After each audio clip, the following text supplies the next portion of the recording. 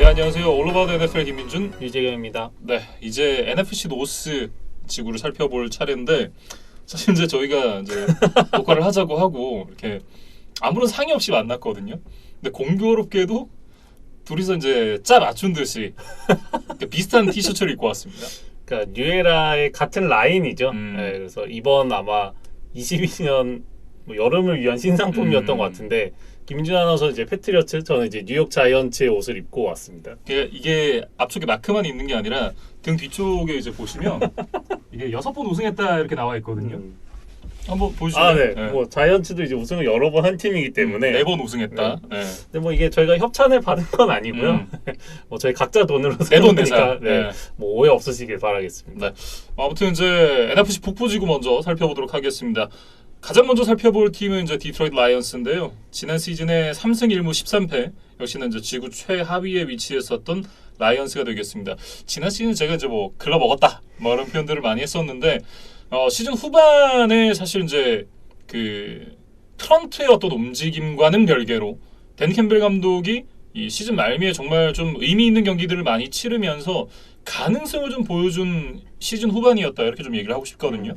그러니까 첫 승을 거두기까지 참 험난했었어요. 그런데 이제 첫 승을 거둔 후에는 물론 이제 3승밖에 되지는 않았지만 뭐 어쨌든 승리도 3번이나 거뒀고 그다음에 진 경기들에서도 나름 내용이 괜찮았던 경기들이 있었습니다. 그래서 물론 뭐 여러 가지 비결이 있었겠지만 이제 시즌이 끝나고 나서 뭐 이제 현지 언론에서 나오는 이야기들은 오펜시브 플레이 콜러의 변화가 라이언스의 후반기 선전의 비결이었다. 이렇게 진단하는 내용들을 좀 살펴볼 수 있었거든요. 네. 그래서 이제 그 내용을 준비를 해봤는데 사실 이제 지난 시즌 처음으로 뭐 시계를 돌려보면 앤서니 린, 그러니까 전 LA 차저스 감독을 이제 오펜시브 코디네이터로 영입을 해서 이제 플레이 콜링 권한을 줬었어요. 네. 근데 이제 시즌 전반기에 뭐 여하이 뭐 잘 풀리지를 않았고 이제 시즌 중반부터는 댄 캠벨 감독이 이제 오펜시브 플레이 콜링 권한을 그대로 이제 돌려받았고 근데 이제 이게 혼자서 한 게 아니라 이 댄 캠벨을 도왔던 이제 조력자가 있었다고 하더라고요. 그래서 이제 우리가 그 사람에 대해서 좀 뭐 조명을 해볼 필요가 있지 않나 싶습니다. 네. 지난 시즌에 이제 타이트엔드 코치였고 올 시즌부터 이제 오펜시브 코디네이터 역할을 맡게 된 이 벤 존슨에 관련된 얘기가 되겠는데 이게 이제 이 말씀해주셨던 대로 지난 시즌 후반에 좋은 성적을 거둘 수 있었던 건 벤 존슨이 이제 플레이 콜링에 참여하면서부터였다라는 그런 얘기들이 있거든요. 그러니까 타이트엔드 코치가 어떻게 이렇게 영향력을 끼칠 수 있었느냐, 뭐 다소 좀 의아해하실 수 있는데 이 댄 캠벨 감독이 선수 시절 타이트엔드 출신이었고 그 자신도 이제 타이트엔드 코치로부터 이제 어떤 코칭 커리어를 시작을 했던 인물이기 때문에 이 타이트엔드 코치와 좀 뭐 각별한 사이일 수밖에 없었던 것 같아요. 네. 그리고 이 댄 캠벨과 벤 존슨이 이제 그 이전부터도 마이애미에서 또 함께 코치 생활을 하면서 좀 뭐 특별한 사이였다고 합니다. 그래서 이 벤 존슨의 어떤 조언을 바탕으로 이제 라이언스의 공격이 좀 개선이 됐고 이제 뭐 한 시즌을 치른 후에 벤 존슨이 우리 팀의 오펜시브 코디네이터가 돼야겠다 이렇게 좀 생각을 해서 앤서니 린과 결별을 하고 이 벤 존슨에게 이제 공식적인 직함을 좀 달아주게 됐습니다. 네. 지금 이제 팀 내 선수들의 얘기를 들어보면 이 벤 존슨이 굉장히 뛰어난 플레이 콜러다라는 얘기가 나오고 있는데 리시버인 이제 아몰라 세인 브라운이 벤 존슨의 뛰어난 풋볼 IQ와 이제 레드존에서의 플레이 셋업 능력에 대한 그런 이제 칭찬을 한 바가 있고 그리고 이제 TJ 호킨슨 선수가 이 선수들의 의견을 게임 플랜에 반영해주는 그런 이제 어떤 귀가 열려 있는 사람이다라는 또 칭찬을 했습니다. 그리고 이제 선수들의 어떤 아이디어, 의견을 이제 실제로 써먹을 수 있는 어떤 공격적인 전략, 스킴으로 이제 구현해내는 능력이 또 뛰어나다고 봐야겠죠. 예. 그래서 또 라이언스처럼 좀 젊은 선수들이 많은 팀에는 또 이런 뭐 요소들이 좀 필요한 것 같아요. 그래서 댄 캠벨 감독, 벤 존슨 오펜시브 코디네이터가 만들어낼 이번 시즌 라이언스의 오펜스를 한번 좀 기대를 해봐야겠습니다. 네, 이렇게 이제 코칭 스태프의 변화에 대해서 좀 살펴봤고 역시나 제러드 고프 얘기를 안 할 수가 없는데 올 시즌이 이제 진짜 시작입니다. 제러드 고프의 이제 연장 계약이 시작되는 첫 해인데 연평균 3천만 달러거든요. 지금 이제 이 주전 쿼터백들의 몸값이 점점 올라가서 이 3천만 달러가 조금 덜 커 보이는 느낌은 없잖아 있긴 한데 그래도 여전히 좀 큰 금액입니다. 그리고 이번 시즌에 만약에 고프를 방출했을 때는 데드캡이 이제 4천만 달러에 달하기 때문에 뭐 이번 시즌은 좀 울며 겨자 먹기로 이제 함께 할 수밖에 없는 시즌이다 이렇게 네. 좀 봐야겠어요. 그런데 만약에 이번 시즌에도 고프가 어떤 만족할 만한 퍼포먼스를 내질 못하면 내년에는 많은 연봉은 남아 있지만 1,000만 달러의 데드캡만 감수한다면 방출을 할 수가 있어요. 네. 그래서 고프 입장에서는 좀 절체절명의 해다 이렇게 좀 봐야 될 것 같고 뭐 고프의 뭐 최신 근황을 하나만 말씀을 드리면 이 수영복 모델을 하고 있는 크리스텐 하퍼라는 이제 여성과 뭐 약혼을 했다 그래요. 네. 그래서 이제 그 이 하퍼라는 분이 이제 프로포즈를 받는 장면을 이제 인스타에 뭐 찍어서 올리기도 하고 뭐 이렇게 굉장히 좀 행복한 오프 시즌을 보내는 걸 이제 확인할 수가 있었는데 네. 뭐 어떻게 보면 이제 결혼 버프를 이제 받아야 된다. 그러니까 분유 버프는 제가 들어봤는데 결혼 버프는 처음 들어보거든요. 결혼은 보통 디버프 아닌가요? 뭐 어쨌든 이제 고프 입장에서도 뭐 가족이 생긴 거잖아요. 뭐 아직 아이까지 생긴 건 아니지만, 네, 그래서 조금 더 책임감을 갖고 뭐 이제 더 열심히 좀 시즌을 준비를 해야 될 것 같아요. 그래서 만약 정말 이번 시즌에도 성적이 좋지를 않다면 그 이후에 뭐 이런 정도의 돈을 받기도 어려울 테고 네. 어떤 NFL에서 주전 자리를 보장받기도 그렇게 녹록지는 않은 상황이다. 그게 좀 냉정하게 진단을 하겠습니다. 근데 뭐 이미 벌어놓은 돈이 많기 때문에 경제적으로는 사실 큰 문제가 안 될 것 같다라는 생각이 들고 본인이 이제 그 커리어를 얼마나 좀 성공적으로 이어가고 싶은가에 대한 욕심이 향후에 이제 제로 고프 선수의 어떤 그런 커리어를 좀 좌우하겠죠. 네. 그래서 뭐 이번 시즌 한번 좀 지켜봐야 될 것 같고 그리고 이제 다른 포지션들 이제 하나씩 살펴보면 먼저 러닝백 진을 좀 보려고 해요. 네. 근데 지난 시즌에 이제 디안드레 스위프트, 그다음에 이제 자말 윌리엄스가 좋은 콤비를 이뤘거든요. 그러니까 스위프트는 이제 듀얼 스렌 유형이고 자말 윌리엄스는 이제 전형적인 파워백 유형이기 때문에 나름 좀 상호 보완적인 관계였다. 그래서 뭐 크게 이제 변화를 가져가지를 않았고 타이트엔드 이제 TJ 호킨슨도 5년차 옵션을 실행하면서 이제 2023 시즌까지 붙잡아두는데 성공을 했거든요. 네. 그리고 이제 최근 기사를 살펴보면 TJ 호킨슨이 어떤 뭐 대형 연장 계약보다는 나는 이 디트로이트라는 팀에 남아서 많이 이기는 것이 더 중요하다. 이런 인터뷰를 했어요. 제 생각에는 이게 네. 양립할 수 없는 명제가 아닌가. 그러니까 디트로이트에 남는 것은 할 수 있고 이기는 것도 할 수 있는데 디트로이트에서 이기는 건 쉽지 않다. 그러니까 이제 뭐 요 인터뷰의 요지는 네. 뭐 상황에 따라서는 이제 시장 가치에 비해 TJ 호킨슨이 보여준 것에 비해서는 이제 일종의 페이컷을 통해서 네. 나름 저렴한 가격으로 디트로이트와 연장 계약을 맺을 가능성도 있다. 이제 이런 취지 정도로 이해를 하는 게 어떨까 싶어요. 뭐 이제 본인의 선택이겠지만 사실 이제 굳이 페이컷을 할 필요는 없다. 남으면 제값을 받고 남으면 되지. 사실 이제 타이트엔드 포지션의 어떤 연봉이 굉장히 높은 게 아니잖아요. 그렇기 때문에 본인이 뭐 터무니없는 액수를 요구해서는 안 되겠지만 본인 몸값은 받아가면서 일해야죠. 네.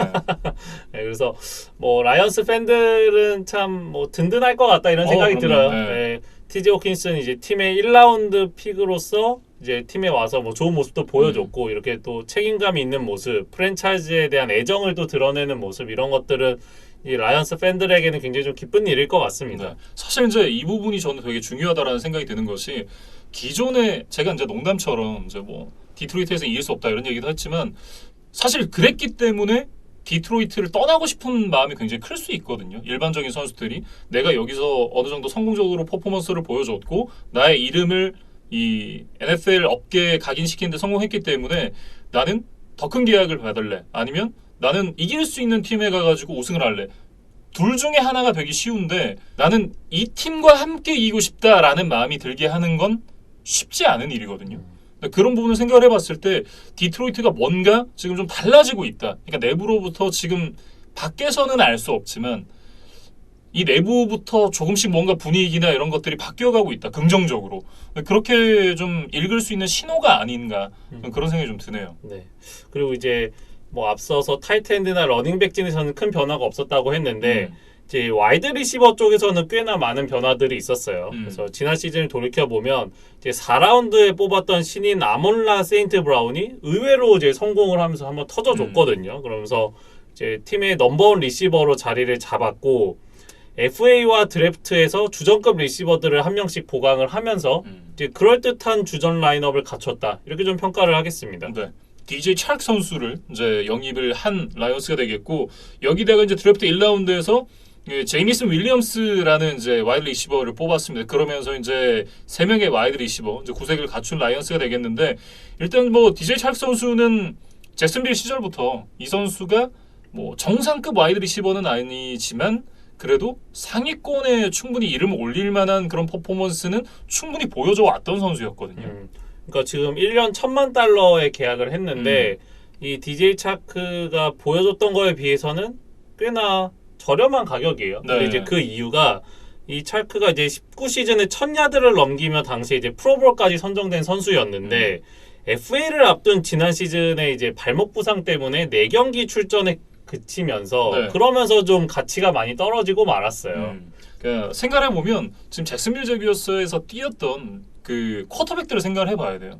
그러니까 지난 시즌에 뭐 트레버 로렌스 선수가 뽑아서 1년 뛰긴 했습니다만 그 전에 이제 뭐 가드너 민슈 그리고 닉 폴스, 네, 뭐 그리고 마이클 레넌 뭐 이런 선수들이 이제 선발로 나와서 뛰었기 때문에 사실 이 DJ 찰크 선수가 나와서 보여줬던 퍼포먼스는 어떻게 보면 제가 예전에 그 시카고 베어스의 앨런 로빈슨 선수를 그렇게 좀 얘기를 했던 적이 있는데 쿼터백 때문에 리시버가 저평가받는 경우들이 종종 있다. 근데 저는 사실 DJ 찰크 선수도 그런 부류의 선수 중 하나라고 생각을 하거든요.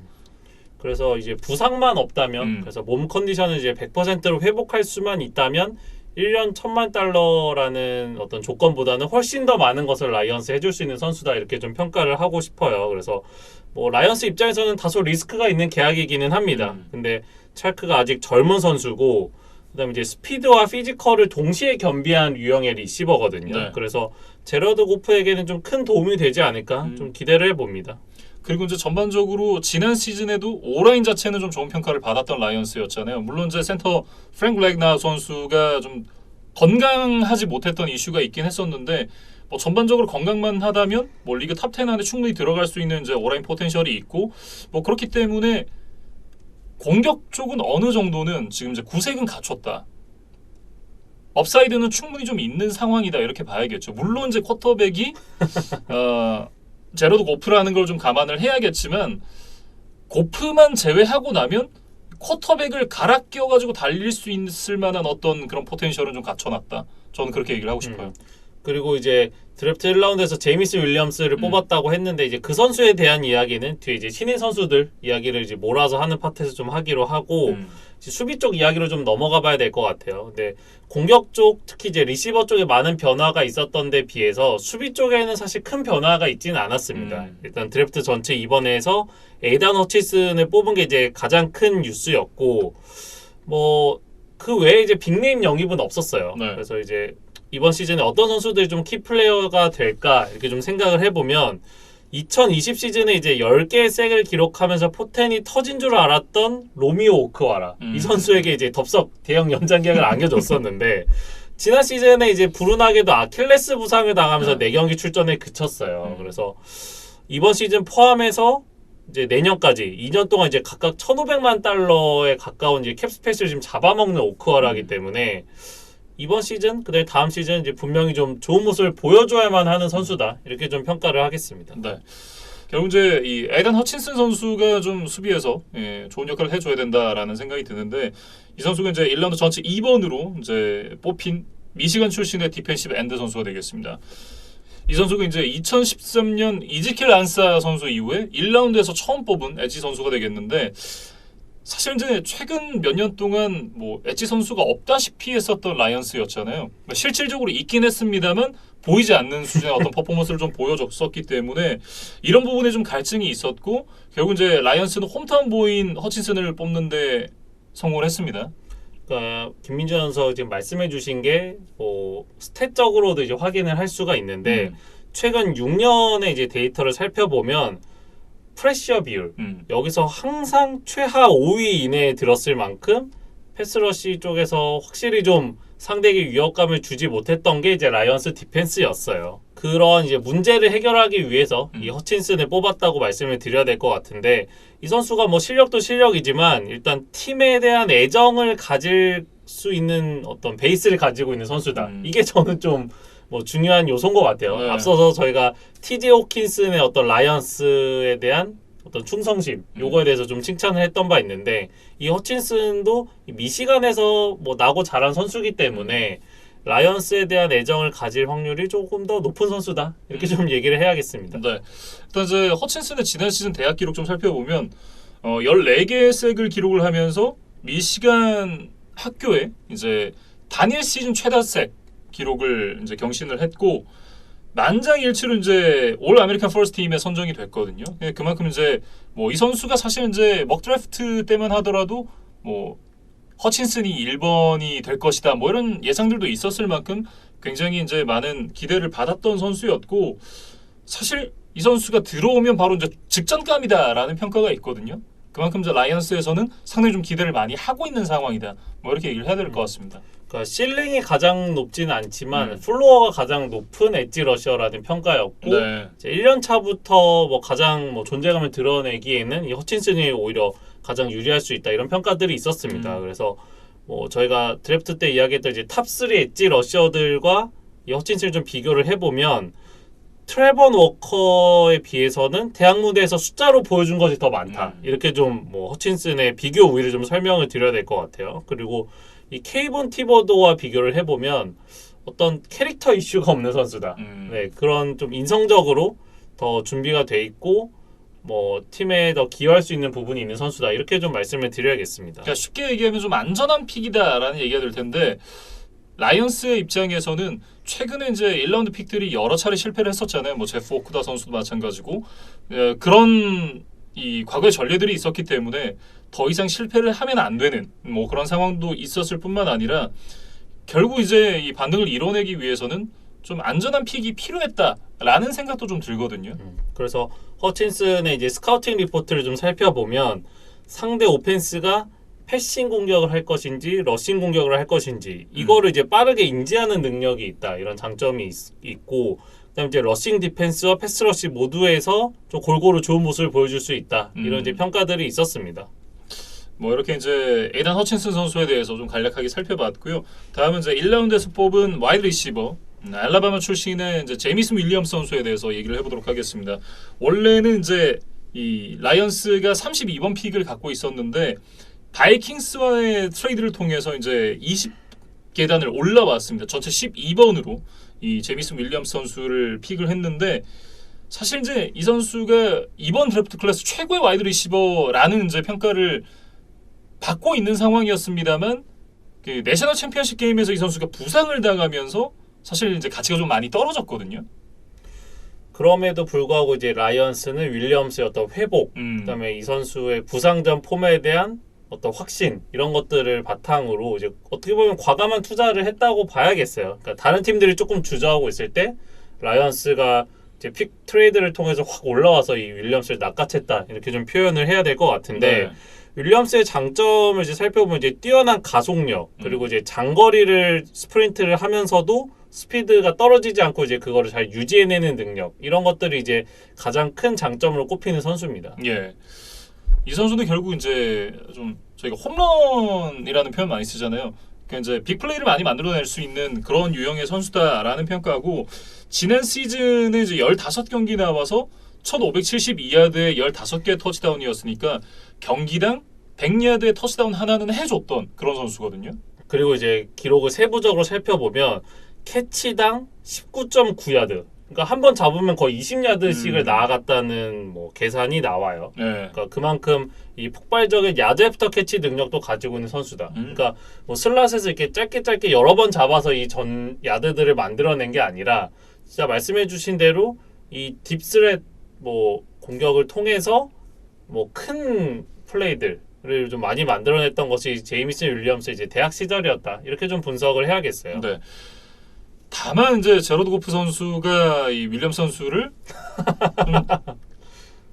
잘 이렇게 쓸 수 있느냐, 이거는 좀 다른 문제라는 생각이 드는데, 뭐 어쨌든 기존의 이 라이언스에는 없었던 유형이기 때문에 공격에서 또 하나의 디멘전을 좀 만들어줄 수 있는 그런 좋은 선수가 아닌가라는 생각이 들긴 합니다. 그리고 윌리엄스는 이제 지난 시즌 엘러바마에서 킥 리터너로도 나서서 2개의 터치다운을 만들어낸 적이 있어요. 그러니까 그만큼 뭐 오펜스뿐만 아니라 스페셜 팀에서도 좀 공헌할 수 있는 선수다. 네. 그렇게 좀 말씀을 드려야 될 것 같고, 근데 이제 반면에 이제 프레임이 조금 얇아서 파워가 좋은 수비수들을 만났을 때 다소 고전할 수 있지 않겠느냐, 뭐 이런 지적들이 있고, 이제 많은 선수들이 좀 우글우글 모여 있는, 그러니까 좀 밀집이 되어 있는 좁은 공간에서는 이 윌리엄스가 자신의 존재감을 드러내지 못하는 경우들이 있다. 이런 약점들이 좀 지적이 되고 있거든요. 네. 그래서 결국에 좀 명확한 것 같아요. 그러니까 확실한 아웃사이드 리시버로서 부상에서 회복한다면 리그에서 이제 이름을 떨칠 수 있는 선수인데, 제러드 고프가 이 윌리엄스를 잘 써먹을 수 있겠느냐,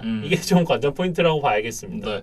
이렇게 이제 1라운드에서 뽑았던 2명의 선수 좀 살펴봤고, 전반적으로 봤을 때는 이제 드래프트에서 8장의 지명권을 행사를 했는데, 지금 이제 이 제이미스 윌리엄스, 그리고 이제 5라운드에 뽑은 타이트엔드 제임스 미첼 선수를 제외하면 모두 수비 포지션의 선수들을 뽑았거든요. 그래서 뭐 라이언스가 공격은 어느 정도 조금 주전 선수들의 면면이 이제 잘 채워져 가고 있기 때문에 수비 쪽에 좀 적극적인 투자를 한 게 아닌가 싶습니다. 그래서 뭐 라이언스의 뭐 시즌을 짧게만 프리뷰를 해보면 최근 4년 연속 NFC 놀스 지구 최하위가 바로 라이언스였어요. 네. 그래서 뭐 지구 내 뭐 다른 팀들과 좀 비교를 해보면 일단 에런 로저스가 아직 떠나지 않은 패커스나 바이킹스는 그래도 라이언스보다는 전체적으로 이제 한 클래스 더 높은 팀이라는 생각이 들기 때문에, 그리고 사실 커크 커즌스를 좀 이렇게 까내리는 경향이 있긴 하지만 못하는 애들 중에 제일 잘하거든요. 지금 제러드 고프랑 비교를 하는 거는 그래도 조금 실례다. 그러니까 지난 시즌에 워낙 또 좋은 모습을 보여줬었고, 그래서 사실은 이제 좀 말씀하셨던 대로 패커스나 바이킹스와 같은 선상에 놓고 비교를 하기에는 아직 라이언스는 좀 갈 길이 많이 남았다라는 생각이 들고, 결국 이제 베어스와 최하위 싸움을 좀 하게 되지 않을까. 뭐 지난 시즌보다는 라이언스가 좀 더 나아진 모습을 보여줄 것 같고, 베어스는 이제 팀을 완전히 갈아엎은 상황이기 때문에 사실 이제 그 완전 그라운드 레벨에서 시작을 해야 되는 상황이잖아요.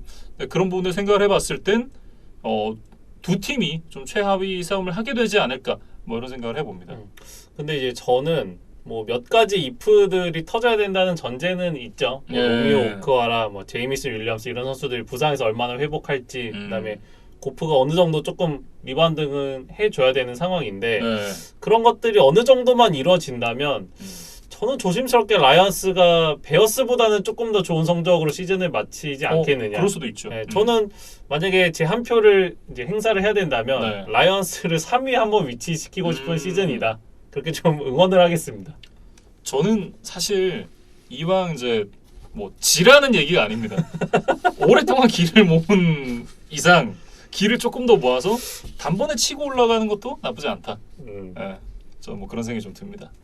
네, 이렇게 이제 디트로이트 라이언스에 대해서 좀 살펴봤고, 다음은 이제 시카고 베어스로 이어가 보겠습니다. 지난 시즌 이제 6승 11패를 기록하면서 지구 3위의 랭크가 됐었던 베어스였는데, 드디어 이 라이언 페이스 단장을 잘랐어요. 그리고 맨 내기 감독까지 이제 한꺼번에 좀 정리를 했던 베어스였고, 그 후임자로 이제 라이언 폴스 단장, 그리고 맷 이버플러스 감독 체제로 이번 시즌을 준비하고 있는 베어스입니다. 네. 이렇게 이제 이 단장과 감독이 모두 바뀌었기 때문에 팀 내에서 이제 피바람이 불었거든요. 소위 말해서. 그러니까 일단 이제 이 라이언 폴스 단장에 대한 설명을 간단하게 드리면, 라이언 폴스가 이제 만 36세입니다. 굉장히 젊은 단장이고, 2009년부터 이제 칩스에서 스카우트 파트로 시작해가지고 디렉터 오브 플레이어 퍼스널까지 이제 역임을 한 바 있는, 굉장히 좀 이 상승가도를 달려왔던 이제 좀 신임 단장이다, 이렇게 보면 될 것 같고, 사실 대학 시절까지는 이제 선수 생활을 했었는데 베어스와 이제 언드래프티드 루키 계약을 맺었다가 결국 이제 이 로스터에는 들지 못하고 컷이 됐었던 뭐 그런 이력도 있는 분입니다. 어쨌든 이제 베어스의 신임 단장으로 온 이후에 뭐 칼릴 맥, 닉 폴스, 뭐 에디 골드먼, 앤디 달튼, 지미 그레임 이런 선수들이 싹 정리가 됐어요. 그러니까 어떻게 보면 방출된 선수라는 이제 오명에서 이제 단장으로 좀 금이 환영을 했다 이렇게 네. 좀 평가를 해야 될 것 같은데 말씀해주신 대로 이 뭐 공수에서 또 이름값이 있고 또 연봉을 많이 받았던 선수들을 대거 정리를 했어요. 그러면서 데드캡이 지금 무려 5,700만 달러에 달하거든요. 그래서 이제 저희가 NFC 사우스를 할 때 역대 단일 선수 기준 최대 데드캡을 내면서 팀을 떠난 맨 라이언이 있었다. 이렇게 네. 좀 펠컨스 이야기를 했었는데 그 펠컨스에 이어서 이 데드캡이 지금 리그 최다 2위에 해당할 정도로 엄청나게 지금 불어나 있어요. 그렇기 때문에 당장 이번 시즌에 어떤 다른 팀들과 경쟁을 하기는 현실적으로 좀 어려운 상황입니다. 네. 냉정하게 얘기해서 이건 전 정말 잘했다고 보거든요. 그러니까 지금 당장의 애매한 성적을 위해서 애매한 선수들을 계속 이제 안고 가느니 정말 이제 필요한 선수들을 새롭게 영입하고 뭐 이런 과정들이 저는 좀 필요하다라고 보는데 물론 동의를 안 하시는 분들도 계시겠습니다만 보낼 선수 보내고 반대로 이제 그 드래프트 픽을 받아오고 뭐 이런 과정들이 저는 나쁘지 않았다라고 평가를 하고 싶고 지금은 어떻게 보면 이제 좀 기를 모아야 되는 시기가 아닌가. 그 드래프트 픽을 끌어모아서 있는 선수들 좀 팔 수 있는 선수들. 그러니까 쉽게 말해서 이제 어느 정도 뭐라고 해야 될까요?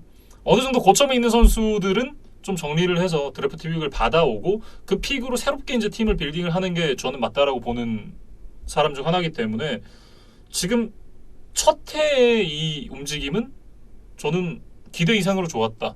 이렇게 좀 평가를 하고 싶습니다. 그러니까 1년 차 시즌이니까 네. 단장과 감독이 올해 조금 이제 성적이 좋지 않더라도 그래도 이제 기회가 있고 시간이 주어지잖아요. 그래서 뭐 정리를 할 거면 이제 한꺼번에 하는 게 뭐 괜찮을 수도 있겠다 이런 생각은 들어요. 이제 네. 물론 이번 시즌 베어스 팬들은 다소 좀 고통스러운 경기들을 봐야 할 준비는 해야 될 것 같아요. 아니요, 근데 기존에 얼마나 고통스러웠어요.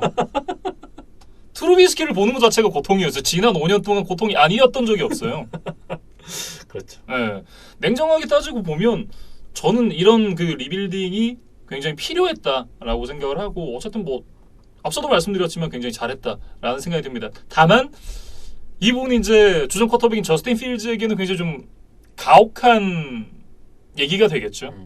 그러니까 뭐 이번 시즌은 뭐 승부를 걸 타이밍이 아니라고 느꼈는지 몰라요. 그리고 뭐 현실적으로 이제 데드캡이 너무 많아졌기 때문에 어떤 새로운 선수들을 영입하는 것 자체가 좀 어려운 상황이기도 했습니다. 네. 근데 이제 그런 점들을 감안하더라도 이 저스틴 필즈가 이제 상당한 투자를 해서 데려온 쿼터백이고 이제 아직 2년 차의 젊은 선수인데 이 선수를 위한 어떤 서포팅 캐스트를 구성하는데 지나치게 소홀했던 것이 아닌가. 네, 어떤 최소한의 안전장치도 좀 만들어주지 않은 건 아닌가. 이런 네. 좀 우려가 드는 오프 시즌을 보내기는 했습니다. 그래서 베어스의 뎁스 차트를 살펴보면 넘버 1, 2 리시버가 지금 다넬 무니와 바이런 프링글이에요. 그러니까 뭐 다넬 무니는 이제 조금 어느 정도 스텝업한 모습을 보여주는 좋은 젊은 선수라고 하지만 바이런 프링글은 냉정하게 넘버 3 혹은 넘버 4 정도의 저는 클래스라고 보거든요. 냉정하게 백업이죠. 네. 근데 이 선수가 지금 한 팀의 넘버 2로 이름을 올리고 있다. 그리고 이 오펜시브 라인도 살펴보면 뭐 다섯 달 다 중요하지만 일단 양쪽 태클이 가장 좀 중요하잖아요. 특히 네. 쿼터백에게는. 근데 양쪽 지금 주전 태클로 이름을 올리고 있는 선수들의 NFL 선발 출장 경기를 합치면 10경기입니다. 그러니까 물론 뭐 두 선수 다 2년 차의 어린 선수기는 하지만 두 선수 모두 지난 시즌에 부상 때문에 풀타임을 치르지도 못했던 선수들이에요. 근데 지금 이런 선수들에게 그냥 너무 중책을 맡기면서 시즌을 준비하고 있는 것은 아닌가 이런 생각이 좀 들거든요. 네. 그래서 뭐 얼마나 이게 좀 현지 언론에서 좀 필즈를 딱하게 봤으면 이번 오프 시즌의 패자 중 한 명으로 저스틴 필즈를 꼽는 기사를 제가 볼 수가 있었습니다. 그러니까 이게 보통은 오프 시즌의 어떤 승자, 패자 이런 것들을 뭐 이야기를 할 때 어떤 자신의 이 스테이터스가 좀 변한 선수들을 주로 대상으로 삼잖아요. 그렇죠. 그러니까 좋은 팀에 간 선수, 아니면 뭐 좋지 않은 팀에 간 선수, 뭐 돈을 많이 받은 선수, 뭐 이런 것들이 이제 뭐 승자와 패자를 결정하는 주 요인인데 사실 필즈님은 가만히 있었거든요. 아, 그렇죠. 네. 그런데 이 패자 중에 한 명을 꼽힌다는 거는 베어스의 지금 나머지 오펜스 구성이 얼마나 좀 부족한가? 이거를 좀 단적으로 보여주는 뭐 기사가 아니었나? 그렇게 좀 생각이 들어서 좀 인용을 해봤습니다. 근데 뭐 어쩔 수 없어요. 본인의 팀이 또 베어스기 때문에 뭐 악으로 깡으로 버텨야죠. 네, 그럴 수 없습니다. 네. 그리고 이제 이 새로운 감독 맷 이버플러스에 대해서 좀 얘기를 이어가 볼 텐데 이분이 이제 52의 나이로 이제 새롭게 이제 감독에 앉게 됐습니다. 감독으로는 이제 처음으로 부임을 하게 된 맷 이버플러스였고 이분이 이제 좀 과거부터 돌아보면 1992년 이제 NCAA 무대에서 이제 코칭을 시작해서 2009년 브라운스의 라인베커 코치로 이제 프로 무대로 건너왔습니다. 이후에 뭐 댈러스 그리고 이제 콜츠의 디펜시브 코디네이터를 거쳐서 이제 새롭게 감독직에 앉게 됐는데 사실 이제 이 콜츠 시절에 젊은 선수들을 좀 중심으로 특히나 이제 그 데리어스 레너드 뭐 이런 선수들을 중심으로 수비를 굉장히 좀 잘 빌딩을 했던 그런 경력을 좀 인정을 받아서 이제 감독으로 오게 된 거잖아요. 그래서 어떻게 보면 그 시카고 베어스가 원래 아이덴티티가 있는 쪽은 수비인데 그 수비를 다시 한번 좀 부흥을 시킬 수 있는 그런 감독이 온 것이 아닌가 그런 생각을 좀 하게 되네요.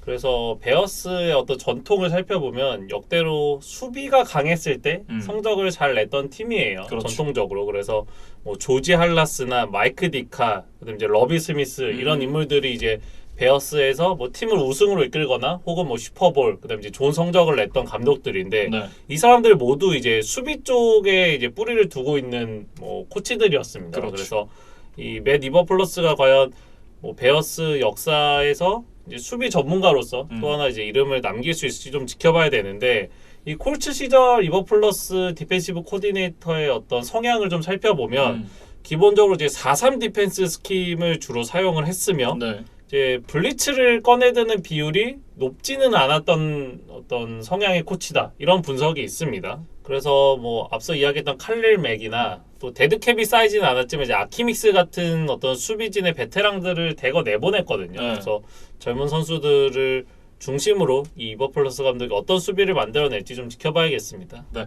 이렇게 이제 단장과 감독에 대해서 좀 소개를 드렸고 결국 앞서 잠깐 얘기를 했었습니다만 이제 이 리시버진의 어떤 그 습자지 같은 뎁스는 결국은 문제가 될 것이다라는 생각이 드는데 지금 원래 주전에서 남아있던 선수가 뭐 데이빗 몽고메리, 뭐 콜크맷 요 정도거든요. 뭐 급하게 이제 뭐 와이드 리시버 데리고 온다고 뭐 바이런 프링글 데리고 오고 뭐 이렇게 하긴 했습니다만 저스틴 필즈에게는 정말 냉혹한 한 시즌이 될 것이고 오히려 그래서 나쁘지 않다.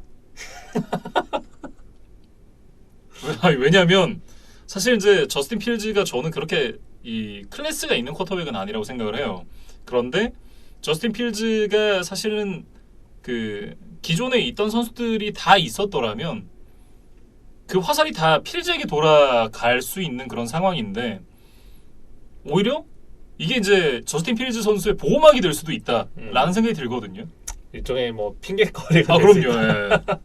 그래서 뭐 넘버 리시버 앨런 로빈슨이 LA 램스로 떠난 게 좀 타격이 있죠. 사실은 그죠.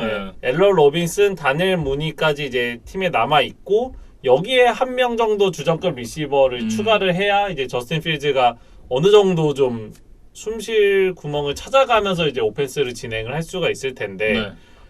뭐 로빈슨이 빠지고 지금 프링글이 들어온 모양새이기 때문에 분명히 좀 전력에 큰 손실이 있습니다. 그래서 뭐 칩스 시절보다 바이런 프링글이 뭐 패스 타겟이 되는 횟수는 더 많아지겠죠. 네. 뭐 타이릭 힐이나 트래비스 캐시 같은 선수가 없으니까.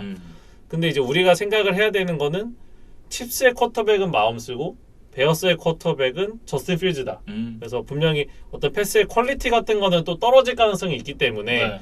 바이런 프링글이 마냥 뭐 타겟이 많이 된다 그래서 그에 비례해서 성적이 무조건 올라갈 것이다라고 예측하는 거는 조금 위험한 발상이라는 생각이 들어요. 네. 그래서 뭐 프링글이 잘해주면 좋겠지만 뭐 다소 의문은 좀 남는 상황입니다. 뭐 어쨌든 뭐 지난 시즌에 뭐 앨런 로빈슨을 제치고 이제 주전 리시버로 도약했었던 이 다니엘 무니가 결국은 지난 시즌과 같은 어떤 그런 퍼포먼스를 좀 혼자서 보여줘야겠죠. 그리고 이제 3라운드에 뽑은 신인 벨루스 존스 주니어라는 선수가 지금 넘버 3를 맡아야 되는 상황이니까 뭐 베어스의 어떤 지금 리시버 뎁스가 어느 정도 좀 얕은지를 좀 단적으로 보여주는 사례인 것 같아요. 네, 이렇게 리시버진 살펴봤고 오라인 쪽을 좀 살펴봐야 될 것 같은데 오라인도 좀 깝깝합니다. 네.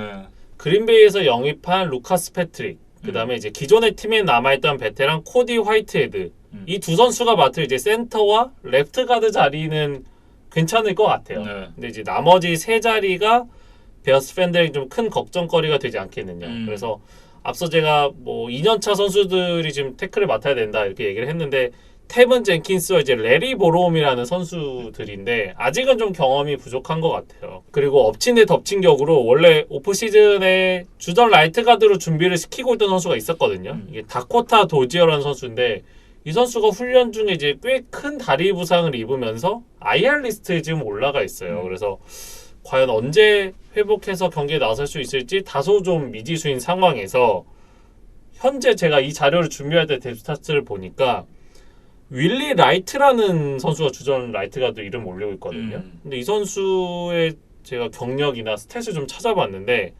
2019년 언드래프티드 출신 선수입니다. 뭐 여기까지는 괜찮은데 여러 팀을 떠돌면서 아직 NFL 경기에서 스냅에 나선 적이 없는 선수예요. 그러니까 물음표가 있는 선수인 거죠 결국. 그러니까 2022년 언드래프티드 선수보다도 더 어떻게 보면 이력이 좀 낮은 선수라고 해야 될까요? 그러니까 여러 팀들에서 지금 계속 기회를 못 받았던 선수이기 때문에. 그렇지. 근데 이런 선수가 지금 주전 라이트 가드 이름을 올리고 있다. 이거는 좀 분명히 문제가 있어 보입니다. 예.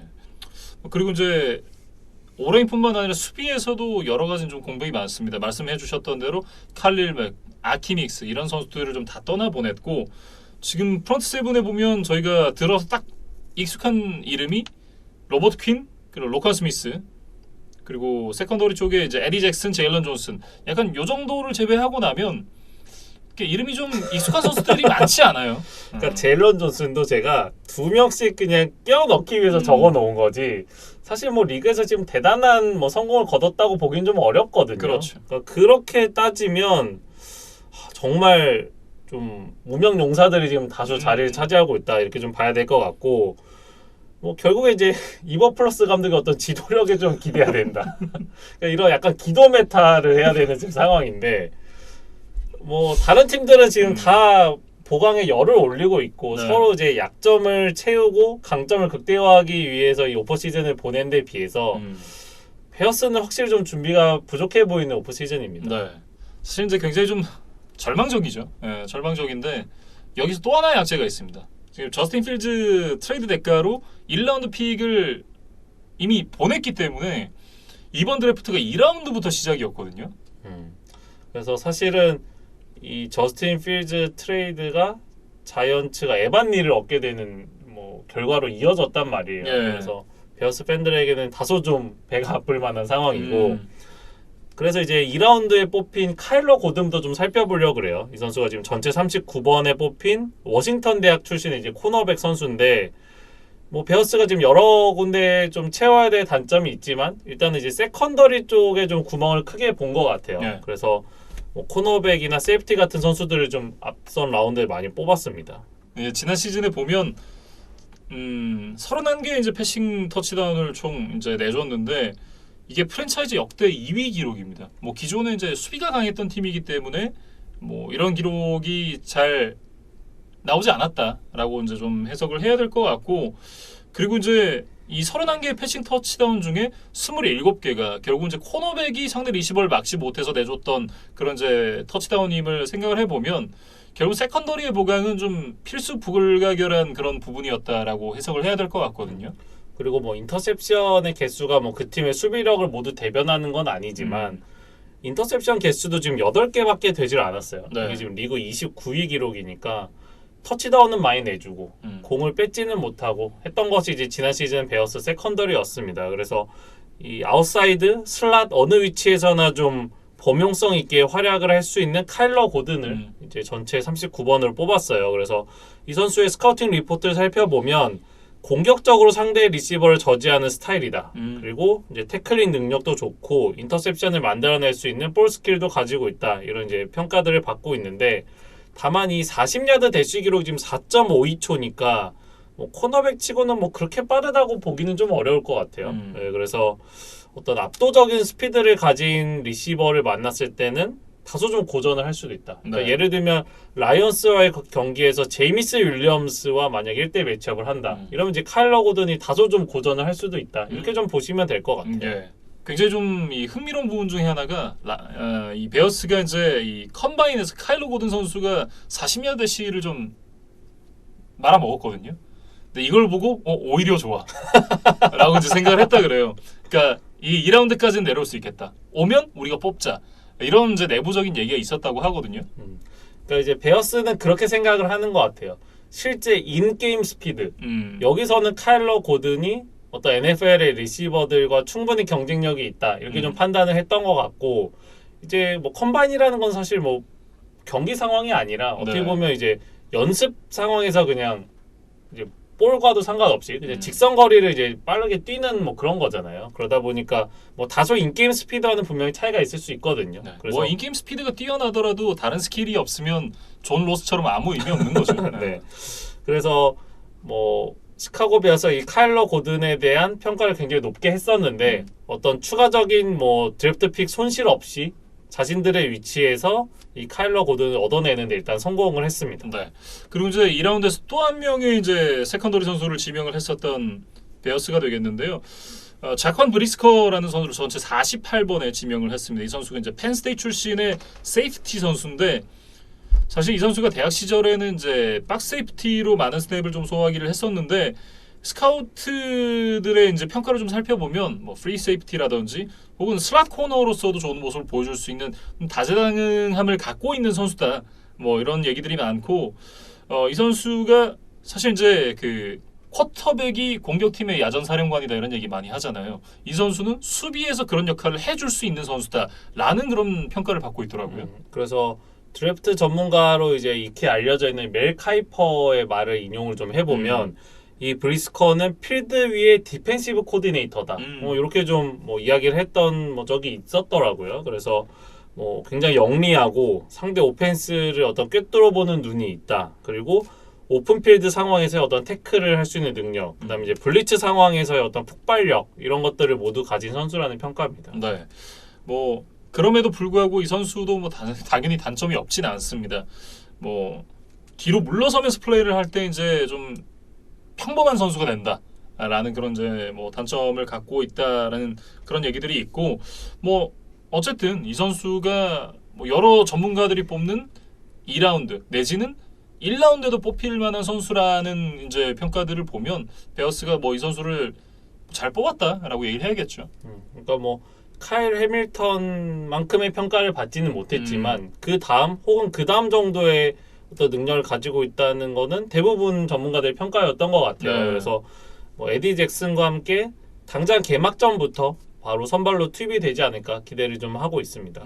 이렇게 이제 시카고 베어스에 대해서 좀 살펴봤는데 확실히 베어스가 이제 상황이 좋지 않긴 합니다만 저는 그래도 이제 라이언스와는 이제 한번 해볼 만하지 않나. 네. 그런 생각이 여전히 좀 들고 결국은 이제 쿼터백 차이라는 생각 들거든요. 뭐 저스틴 필즈와 제러드 고프 그러니까 각각 다른 이유로 서로 좀 물음표가 붙어 있는 상황입니다. 그래서 어떤 선수가 그 물음표를 이제 느낌표로 바꿔낼 수 있느냐 이게 양 팀의 좀 순위를 결정하지 않을까. 뭐 저도 그렇게 생각이 돼요. 네, 이렇게 이제 시카고 베어스까지 살펴봤습니다. 다음은 미네소타 바이킹스입니다.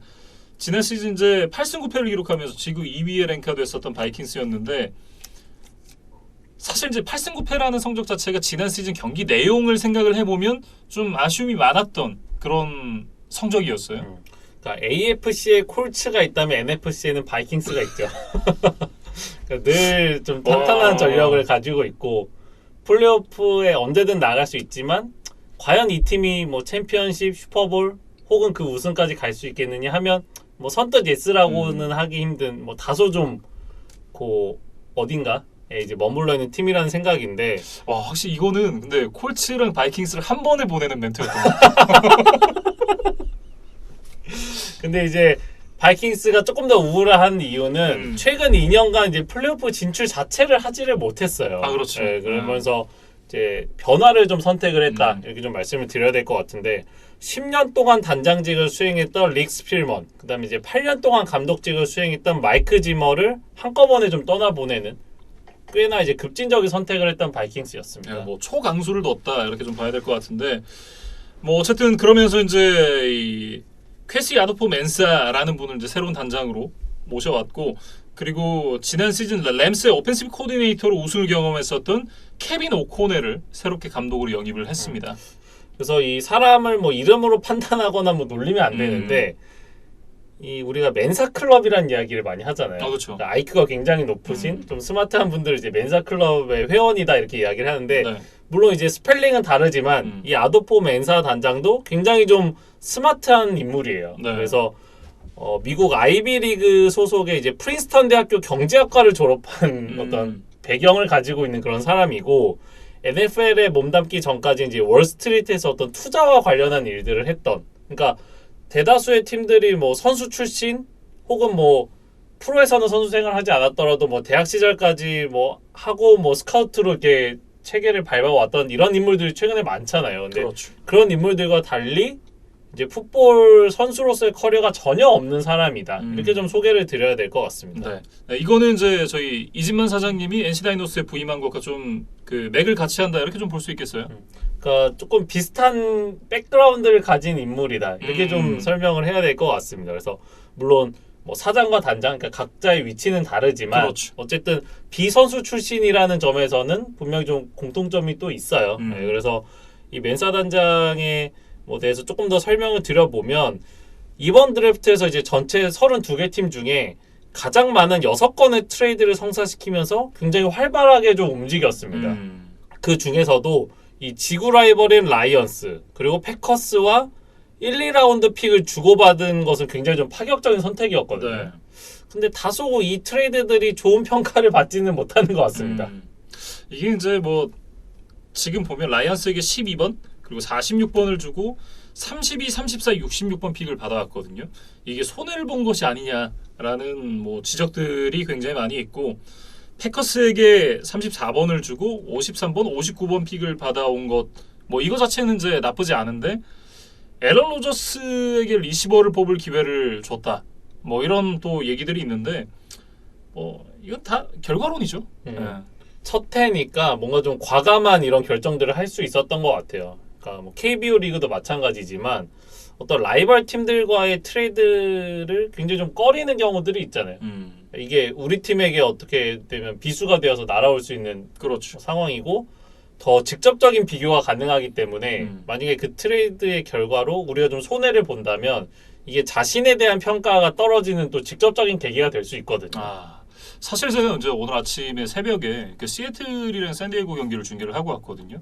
근데 그때 당시 이제 그 4대3 트레이드에 관해서 이제 얘기를 할 기회가 있었는데 그때 당시에 지금 그 오스틴 놀라 선수를 샌디에고 받아오면서 뭐 타이 프랭스 선수를 위시한 이제 4명의 선수들을 이제 시애틀로 보내는 그런 트레이드가 있었는데 당시에는 뭐 놀라 받아왔으니까 나쁘지 않은 거 아니냐라는 평가가 있었는데 근데 지금 시점에서 보면 뭐 타이 프랭스 선수가 지금 부상을 당하긴 했습니다만 뭐 올스타급으로 어쨌든 성장을 해줬고 그런 부분들을 비교를 해봤을 때 지금은 시애틀이 압승이라는 평가거든요.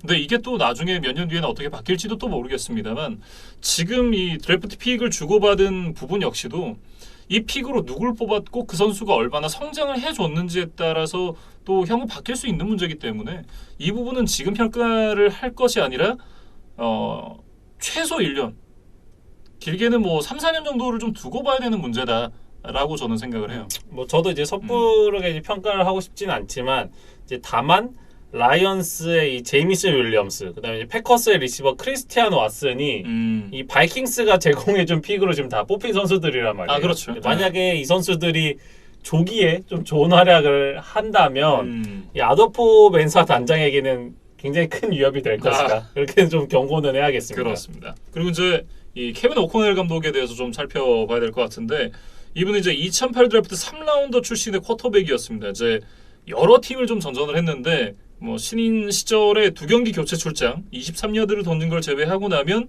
출장 기록 자체가 없는 뭐 철저한 이제 백업 쿼터백 그러니까 어떻게 보면 이제 NFL 무대에서 최고의 직장이라고 얘기를 하는 백업 쿼터백을 이제 굉장히 오랜 기간 동안 했던 무명의 선수였습니다. 하지만 이제 2015년 브라운스의 쿼터백 코치로 코칭 커리어를 시작한 이후에 워싱턴 거쳐서 이제 LA 램스의 오펜시브 코디네이터를 역임하면서 인생이 완전히 달라졌어요. 션 맥베이 감독과 함께 또 우승을 만들어냈기 때문에 이제 가치가 굉장히 올라갔고 이제 그 평가들을 바탕으로 이번 시즌 바이킹스의 감독으로 이제 선임이 된 인물이에요. 예. 그래서 근데 또 재미있는 건 이 오코넬 감독이 주전 쿼터백 커크 커즌스와 또 특별한 인연이 있는 인물입니다. 예, 2017년에 이제 커크 커즌스가 워싱턴에서 마지막으로 뛸 때 그때 당시에 이제 쿼터백 코치가 바로 이 오코넬이었거든요. 그렇기 때문에 이 두 사람이 서로에 대해서 어느 정도 이제 알고 있는 관계고 5년 만에 이제 재결합을 하게 됐는데 이 바이킹스에서는 또 어떤 모습을 보여주게 될지 그동안 이제 이 오코넬도 코치로서 많은 성장을 이뤘고 이 커크 커즌스 역시도 쿼터백으로서 나름대로 성장을 해왔거든요.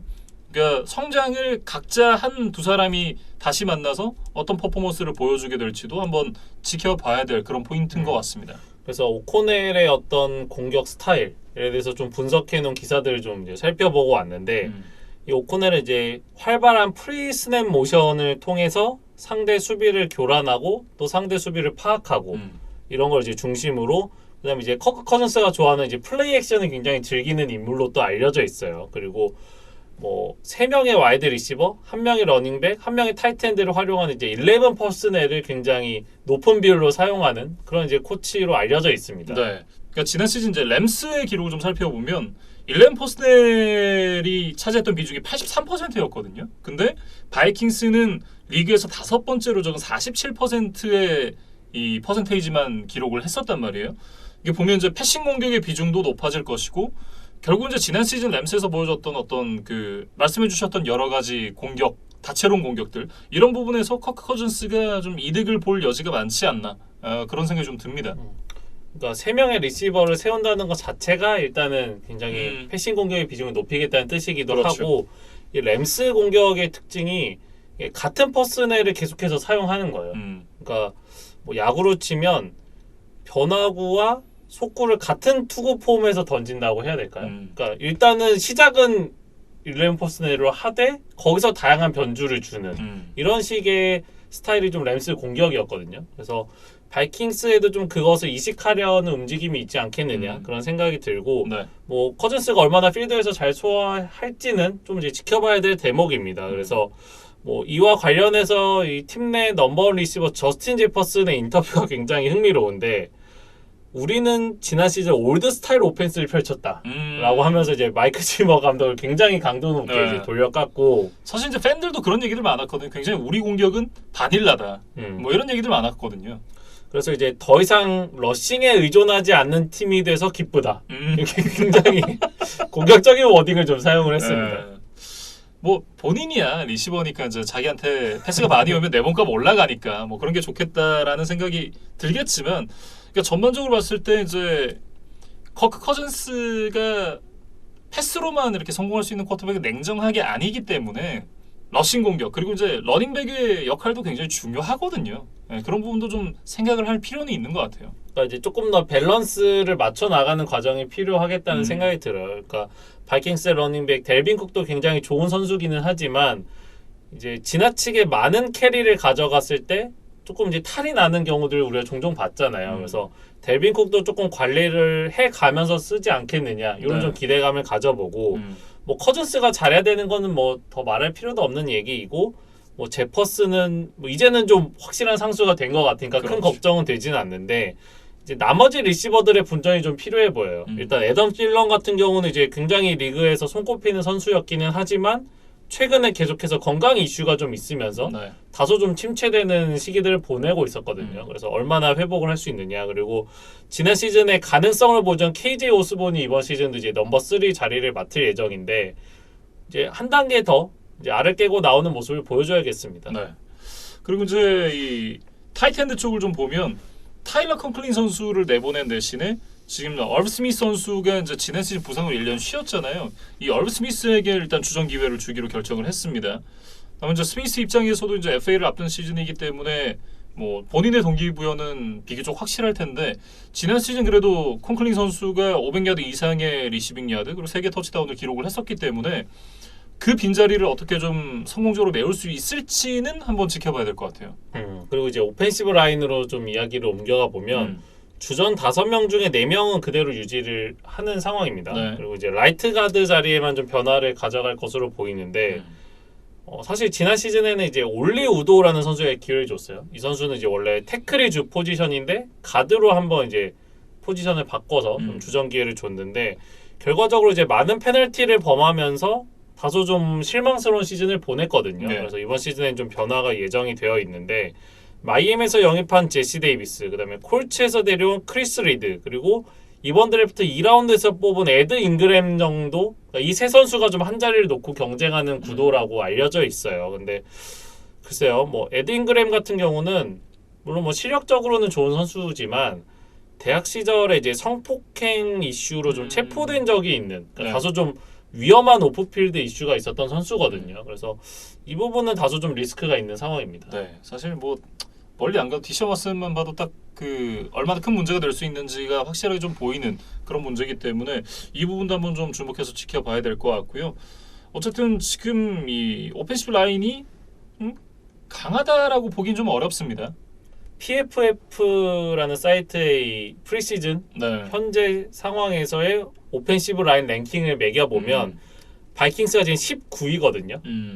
그러니까 말씀해주신 대로 이제 평균 이하기는 해요. 중간보다 좀 못하죠. 네. 근데 이제 그럼에도 불구하고 최근 5년 중에는 가장 높은 순위다. 그래서 절대적으로는 안 좋은 게 맞는데 네. 상대적으로는 좋아졌다. 이런 표현이 좀 어떨까 싶어요. 야, 이거 참 어렵네요. 네. 일단 좋아졌습니다. 네. 좋아진 것도 맞고 안 좋은 것도 맞다. 네. 좋아졌는데 안 좋습니다. 네. 네. 뭐 어쨌든 그렇게 좀 정리해야 될 것 같고 뭐 오펜스 쪽은 이 정도로 좀 정리를 한번 해보겠습니다. 디펜스 쪽으로 좀 넘어가 보면 디펜스 쪽에서 이제 이 좀 약점으로 지적됐던 그 런 디펜스 개선을 위해서 지금 해리슨 필립스 선수를 영입을 했고 그리고 라인베커진에 큰 변화가 있습니다. 앤서니 반 선수가 떠났어요. 그러니까 저도 뎁스타트를 쭉 살펴보다가 뭔가 좀 허전하다는 생각이 들었어요. 근데 알고 보니 이 앤서니 바가 지금 이제 팀 로스터에서 사라진 상황입니다. 예. 그래서 최근 부상 이슈로 좀 힘든 시간을 보내고 있었고 현재는 바이킹스를 포함해서 어떠한 팀과도 계약을 하지 않은 이제 프리 에이전트 상황이에요. 예. 그래서 뭐 나중에 시즌 뭐 직전에 뭐 바이킹스로 돌아올 가능성도 뭐 배제는 할 수 없지만 현재 시점에서는 좀 이탈을 했다는 걸 전제로 좀 이야기를 진행을 해야 될 것 같습니다. 네. 그래서 그 대신에 애리조나에서 뛰던 베테랑 조던 힉스와 2년 $1,000만 계약을 했고 그다음에 이제 이게 좀 빅네임인데 지구 라이벌 패커스에서 몸담고 있던 자데리어스 스미스를 3년 최대 $4,700만 빼오는 데 성공을 했어요. 네. 이게 좀 뭐 빅뉴스라고 해야겠습니다. 그렇습니다. 사실 이제 자데리어스 스미스 선수가 지난 시즌 부상으로 인해서 많은 경기 뛰지 못했고 그러면서 이 몸값이 좀 많이 떨어진 상황이었는데 어쨌든 최근 몇 년 동안 보여준 모습은 사실 뭐 정상권 가까이 있는 선수다라는 평가였거든요. 패커스 이적 후에는 계속해서 10개 이상의 색을 해주던 것이 자데리어스 스미스였어요. 그래서 네. 뭐 그 파괴력만큼은 이제 부상만 아니라면 이제 여전히 살아있다는 생각이고 뭐 지난 시즌 개막전에서 부상을 당하고 나머지 정규리그를 통으로 쉬었다가 마지막 이 플레이오프 게임에서 극적으로 복귀를 했었어요. 그래서 뭐 많은 스냅을 소화한 건 아니었지만 그래도 색 하나를 기록을 하면서 어떤 자신의 건재함을 과시를 했거든요. 그래서 요게 좀 바이킹스에게 어필이 되지 않았느냐 뭐 이런 생각이 들고 네. 이제 바이킹스의 어떤 이제 주전 라인업을 살펴보면 양쪽 엣지 러셔가 이제 다니엘 헌터와 자데리어스 스미스예요. 그러니까 이름값은 참 대단합니다. 근데 부상 경력도 대단하잖아요. 그래서 지난 시즌 스미스가 16경기를 결장했다고 말씀드렸고 다니엘 헌터도 지금 최근 2년간의 결장 횟수를 더해보면 무려 25경기거든요. 그러니까 거의 4분의 1 정도밖에 못 뛰었다고 봐야겠어요. 네, 그래서 이 두 선수의 커리어 하이 시즌 기록을 더해보면 네. 28개라는 색이 나와요. 그러니까 이거 자체로 뭐 어지간한 하위권 팀 전체의 색과 거의 맞먹는 엄청난 숫자인데 이거는 이제 정말 이제 두 선수가 최정점에 있었을 때 기록이고 지금은 이제 부상 때문에 조금 이제 이슈들이 있는 상황이기 때문에 어느 정도 이에 근접한 수치를 만들어낼 수 있느냐 이게 좀 바이킹스에게는 뭐 주요한 뭐 관전 포인트라고 해야겠습니다. 네. 그리고 저는 사실 이제 자드리우스 스미스 선수의 영입은 그런 것도 있을 거라고 봐요. 그러니까 저희가 흔히 이제 다른 팀에 있는 선수들을 트레이드로 시즌 중에 데려오거나 뭐 FA로 데려오게 되면 그 전까지 이제 그 팀 동료였던 선수들의 어떤 약점, 강점 이런 부분들을 좀 확실하게 알고 있잖아요. 그러니까 어떤 습관이나 네. 그런 것들. 그런 부분에서 자드리우스 스미스 선수가 지금 바이킹 선수들에게 그린베이 패커스의 어떤 그 공략법을 좀 전수를 해줄 수 있지 않을까. 그러니까 누구는 어디가 약점이고 이 수비에서 연결고리가 가장 약한 부분은 어디고 이런 부분을 잘 알고 있을 거기 때문에 그런 부분에서는 어떻게 보면 바이킹스가 그린베이 패커스를 좀 공략하는 청사진을 제공해 줄 수 있는 선수다. 좀 이렇게도 볼 수 있을 것 같고요. 그러니까 어떤 정보를 가진 산업 스파이다. 이렇게 좀 비유를 해야 될 것 같은데 결국 에런 로저스가 버티는 그린베이를 넘어야만 바이킹스가 지구 우승을 지금 할 수 있잖아요. 그래서 이 자데리우스 스미스가 필드 안팎에서 그린베이를 넘기 위해서 좀 중요한 키맨이 되지 않을까 저도 그런 생각이 들고 세컨더리 쪽에는 이제 바시아드 브릴랜드나 제비어 우즈 이런 선수들과 다 결별을 했어요. 예. 그 대신에 이제 드래프트 상위 라운드에서 세이프티 루이스 신, 그다음에 코너백 앤드류 보스 주니어 이런 선수들을 뽑았거든요. 네. 그래서 그 중에 이제 1라운드에 뽑은 루이스 신에 대해서 좀 살펴보면 좋을 것 같아요. 일단 이제 루이스 신 선수는 1라운드 전체 32번, 그러니까 1라운드 가장 마지막에 뽑힌 선수입니다. 조지아 출신의 세이프티인데요. 역시나 이제 올 시즌 드래프트는 조지아의 강세가 뚜렷했어요. 그러니까 그거에 어떤 좀 활용 점정을 찍었던 선수다 이렇게 좀 평가를 하고 싶은데 사실 저는 이 질문을 좀 드려보고 싶었거든요. 바이킹스가 당초 전체 12번 픽을 가지고 있었으니까 이번 드래프트 최고의 세이프티로 평가를 받는 한국계 카일 해밀턴을 뽑을 기회가 있었어요. 네. 근데 라이언스와의 트레이드를 통해서 내려와서 세이프티를 또 뽑았단 말이죠. 이거에 대해서 좀 김진환 아나운서의 의견이 좀 궁금해요. 네. 뭐 냉정하게 팀 내에서 좀 보강할 포지션이 많았기 때문에 카일 해밀턴을 물론 이제 뽑아가지고 이 선수를 데리고 올 수도 있었겠으나 이 선수를 대신해서 조금 덜한 선수를 하나 뽑고 같이 받아온 픽으로 다른 선수들 그리고 다른 포지션을 좀 보강해보자 이런 보강이 있었던 것이 아닐까 이런 생각을 좀 해봅니다.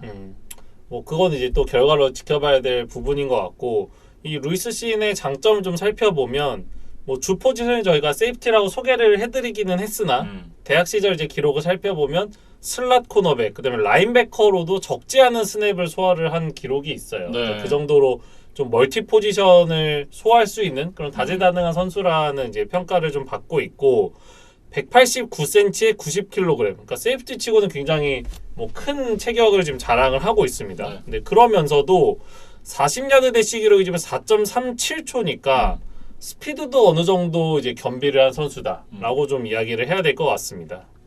이 선수가 이제 러싱 디펜스 상황에서 굉장히 좀 적극적으로 전진을 해서 이 상대 공격을 좀 저지하는 장점이 있는 그런 이제 평가를 받고 있는 선수인데 태클하는 이제 포인트가 좀 높다고 해요. 그러면서 이제 미스태클이 되고 또 그로 인해서 추가 야드를 허용하는 등의 이런 이제 좀 문제점도 안고 있는 선수라는 평가가 있고 패스팅 패스 상황에서는 이제 볼이 던져졌을 때 반응 속도가 굉장히 빠른 선수긴 한데 그 A급 리시버들의 어떤 라우트 러닝을 따라가는 데는 좀 어려움이 있다. 뭐 이런 평가들이 공존하는 선수입니다. 그럼에도 불구하고 이제 1라운드에 뽑힐 만한 재능이었다는 평가는 받는 선수예요. 그리고 바이킹스의 어떤 니즈와도 잘 맞는 상황이기 때문에 이 루이스 씬이 좀 1년차부터 좋은 활약을 보여주기를 좀 기대를 하겠습니다. 네. 그리고 이제 마지막으로 살펴볼 팀은 그린베이 패커스입니다. 지난 시즌 13승 4패 이제 지구 1위를 차지했었고 결국은 이제 또 늘 그 막히는 그 구간에서 결국 고배를 마시고 말았던 그린베이 패커스였는데 사실 이제 그 가장 큰 화두는 에런 로저스의 잔류 여부였습니다. 근데 에런 로저스가 결국 이제 3년 1억 5천만 달러라는 어마어마한 규모의 연장 계약을 맺으면서 그린베이 패커스에 남게 됐습니다. 결국은 그 모든 그 과정이 이 계약을 위한 빌드업이 아니었나. 그런 좀 합리적인 의심이 들 정도로 뭐, 결국은 좀 어쨌든 잔류를 하게 됐습니다. 네, 뭐 로저스의 나이를 감안하면 뭐 정말 엄청난 이제 규모의 계약을 맺었다 이렇게 평가를 해야 될 것 같고 네. 뭐 최근 2년간 연속으로 MVP를 따낸 선수니까 어떻게 보면 또 당연한 대우기도 하다 이런 생각도 들어요. 그건 맞죠. 그래서 일단은 로저스가 만 43세가 되는 2026년까지 지금 패커스와 계약이 되어 있는 상태인데 물론 뭐 향후 로저스의 거취가 이 계약 기간을 모두 채울지 아닐지는 뭐 현재로서는 알 수 없습니다. 네. 근데 이제 다만 2023년에 로저스가 팀을 떠나면 데드캡이 지금 1억 달러거든요. 그렇죠. 그렇기 때문에 적어도 내년까지는 뭐 로저스와 패커스가 헤어지는 일은 없을 것이다. 네. 뭐 그 정도는 좀 저희가 아주 뭐 높은 확률로 좀 이야기를 해도 무리가 없을 것 같아요. 네. 어쨌든 에런 로저스가 남게 되었습니다. 그렇다라고 한다면 이제 다른 선수들의 어떤 이제 거취를 좀 봐야 되는데 가장 큰 오프 시즌의 이슈는 그거였어요. 다반테 애덤스의 트레이드. 그렇죠. 사실 러닝백 에런 존스, 뭐 AJ 딜런, 타이트엔드 로버트 토니안 이런 선수들은 이제 그대로 팀에 남아 있는데 네. 리시버 쪽에 이제 큰 변화가 있었고 이제 그 중에서도 이 다반테 아담스의 이탈은 패커스 팬들에게는 이제 꽤나 충격적인 그런 뉴스였습니다. 네, 뭐 영혼의 파트너처럼 이제 이 단짝이었던 다반테 애덤스 선수였는데 결국 이제 라스베이거스 레이더스로 트레이드가 되면서 이제 팀을 옮기게 됐고 여기다가 졸지 이제 MVS 마르케스 발데스 캔틀링 선수 역시도 이적을 하게 됐습니다. 그러면서 지금 이 앨런 라자드가 넘버원 리시버가 됐어요. 참 순식간이죠. 네. 그래서 뭐 다반테 아담스 같은 경우 이제 5번의 프로볼, 2번의 퍼스트팀 올프로에 빛나는 뭐 정말 엄청난 선수였는데 이제 패커스를 이제 떠나게 됐고 네. MVS도 사실은 이제 팬들의 질타를 받는 시기들이 있기는 했지만 그러니까 이제 우리가 그렇게 인식하는 거죠. 아담스와 나머지라고 이제 취급을 해서 MVS와 앨런 라자드를 다소 동급으로 취급했던 경향이 있으나 이제 아담스를 제쳐놓고 이 두 선수만 비교를 해보면 그래도 MVS가 조금 더 프로 무대에서 보여준 거는 있었던 선수였다라고 저는 생각을 하거든요. 네. 근데 이제 MVS마저 팀을 떠나버렸기 때문에 꽤나 좀 빈자리가 많이 느껴지는 뭐 패커스의 뎁스 차트였습니다. 뭐 와중에 MVS는 쿼터백 복은 있어요.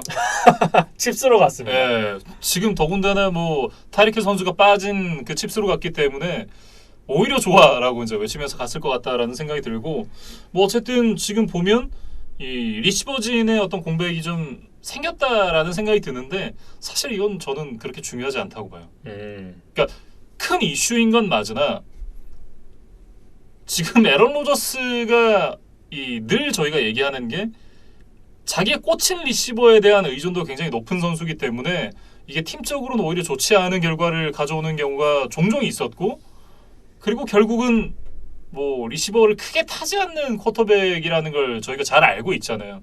이 선수가 무슨 뭐 이뮤나이즈드 뭐 이러면서 사고를 좀 치는 경향이 없잖아 있긴 합니다만 뭐 실력적으로는 말씀해 주셨던 대로 뭐 MVP 선수니까 의심의 여지가 없는 선수고 그러면서 이제 오히려 고만고만한 리시버들로 채워놓고 패스를 여러 군데로 뿌리는 게 팀적으로는 오히려 더 나을 수도 있다라는 생각을 저는 갖고 있습니다. 그러니까 저도 아담스의 빈자리가 크기는 하지만 그렇다고 로저스가 바로 뭔가 한꺼번에 뭐 내려앉고 네. 뭐 패커스가 뭐 지구 우승을 단번에 놓쳐서 뭐 하위권으로 내려가고 그런 일은 적어도 이렇게 당장은 일어나지는 않을 거라고 봐요. 이제 전 두 가지 사례를 통해서 좀 그거를 뭐 증거를 좀 제출을 하고 싶은데 네. 에런 로저스의 이제 커리어를 살펴보면 그린베이의 주전 쿼터백이 됐던 2008년부터 2010년까지는 이제 그렉 제닝스라는 이제 미들맨이 있었고 네.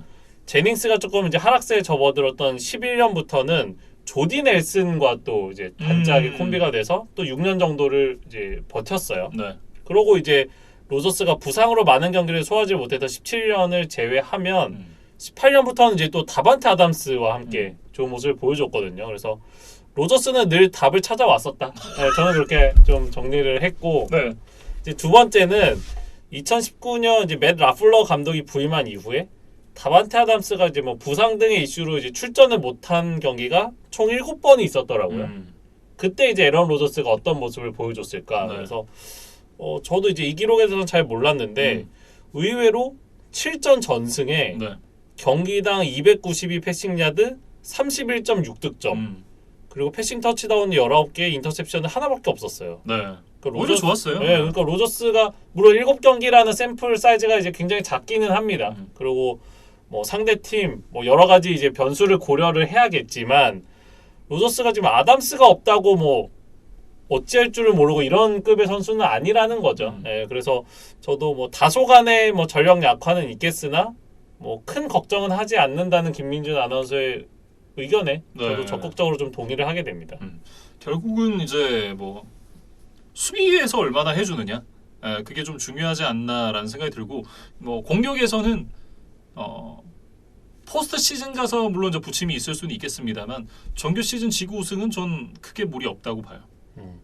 뭐 그럼에도 불구하고 이제 뭐 바뀐 리시버들에 네. 대해서 좀 살펴는 봐야겠죠. 일단 앨런 라자드는 이제 팀에 남아 있었던 선수긴 하지만 이제 위치가 바뀌었습니다. 그래서 이제 뭐 남은 오프 시즌 기간에 어떤 일이 있을지는 모르겠지만 현재로서는 넘버원 리시버로 이름을 올리고 있어요. 네. 그래서 이 선수는 사실 블로킹에 강점이 있는 선수라는 평가는 있지만 어떤 리시버 본연의 역할에서 뭐 아주 임팩트 있는 모습을 보여준 적은 그렇게 많지는 않은 선수입니다. 근데 다만 기존 핵심 자원들이 떠났기 때문에 좀 기회를 많이 받을 예정이고 네. 또 지난 시즌 후반기에는 어느 정도 조금 가능성을 보여줬던 것도 사실이었거든요. 그래서 뭐 당장 이 선수가 몇 야드를 잡아낼지 모르겠지만 판타지 풋볼에서는 다소 인기가 높아지지 않겠느냐. 그래서 물론 뭐 저는 판타지를 하지 않지만 네. 뭐 이번 시즌 좀 리시버가 필요한 분들께서는 이 앨런 라자드를 실력보다는 조금 높은 라운드에서 한번 고려를 해보셔도 좋을 것 같다. 아. 네, 에런 로저스의 패스를 많이 받을 거니까 네. 그런 좀 생각이 들고 네. 그다음에 이제 넘버 2로는 이제 지난 시즌 레이번스에서 다소 실망스러운 모습을 보여줬던 세미 와킨스와 1년 계약을 맺었어요. 그리고 드래프트 2라운드에서 이제 크리스티안 왓슨이라는 선수를 뽑으면서 일단 이제 주전 리시버진을 뭐 교체를 하는데 이제 어쨌든 뭐 최소한의 땜질은 했다. 네. 이렇게 좀 정리를 하겠습니다. 뭐 사실 앞서도 말씀드렸지만 큰 이슈긴 해도 큰 문제는 아닐 것 같다. 뭐 이렇게 정리를 다시 한번 해보겠고요.